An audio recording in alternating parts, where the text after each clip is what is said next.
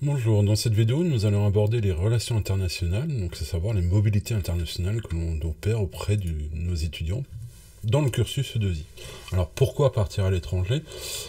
C'est essentiellement un but de renforcer les acquis culturels et linguistiques de nos étudiants, d'élargir leur expérience, puisque souvent, certains d'entre eux, en tout cas, n'ont jamais voyagé, ou ont voyagé plutôt en contexte familial, et avec une connaissance, une perception de l'étranger, des cultures étrangères qui peut être déformée.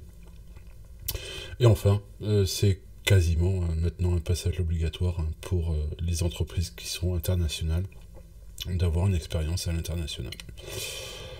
Et on va avoir aussi un facteur important, c'est tout ce qui est double diplôme avec des établissements étrangers avec lesquels on opère.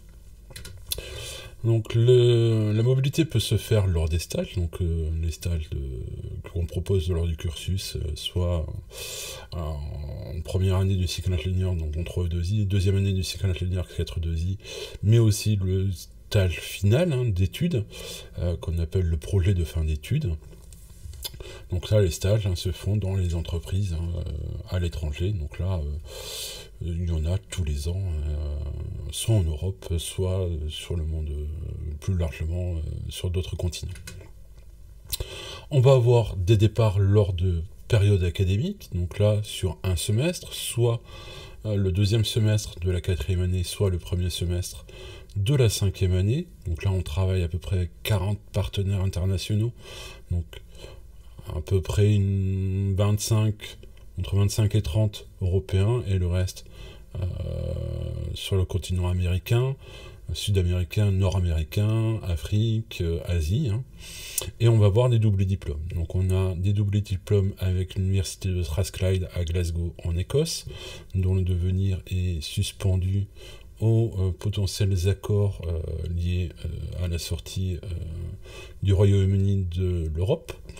On a un double diplôme avec l'école polytechnique de Madrid en Espagne, un accord de double diplôme avec l'université d'Abo en Finlande, donc dans la ville de Turku, un double diplôme avec l'école polytechnique de Milan, deux doubles diplômes avec l'ETS qui se situe à Montréal au Canada, un double diplôme scientifique et un double diplôme plutôt orienté management, et deux doubles diplômes avec des universités du Brésil, donc PUC qui est situé à Rio, et Unicamp qui est situé à Sao Paulo.